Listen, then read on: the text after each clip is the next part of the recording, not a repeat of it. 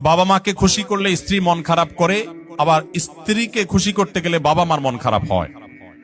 তাই বাবা মার জন্য স্ত্রীকে ত্যাগ করা লাগে। আমি কি করব একটু বলবেন ভাই? এই প্রশ্নের উত্তর গত বছরও আমি দিয়েছি, সব সময় আমি দেই। আপনাদেরকে যারা এখানে বিবাহিত আছেন, বিদেশে আছেন, আপনারা যে কি পরিমাণ প্যারায় আছেন এটা দেশের অন্য কোনো মানুষ না বুঝলেও আমি খুব ভালো করে বুঝি। আমাদের আজহারি ভাই খুব ভালো করে বুঝবেন, কারণ আমরা দুজনই, উনি এখনো প্রবাসে আছেন আর আমি 10 বছর সৌদি আরবে প্রবাস জীবন কাটিয়ে আসছি। ভাইরা আমার, এর উত্তর খুবই সহজে আমি দিচ্ছি।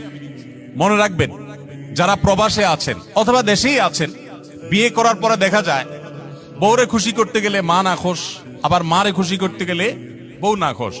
আপনাদের এই পরিস্থিতি থেকে বের হওয়ার জন্য কিছুটা ডিপ্লোম্যাটিক আচরণ করতে হবে, কূটনৈতিক আচরণ করতে হবে। যারা বিভিন্ন দেশে ডিপ্লোম্যাট হিসেবে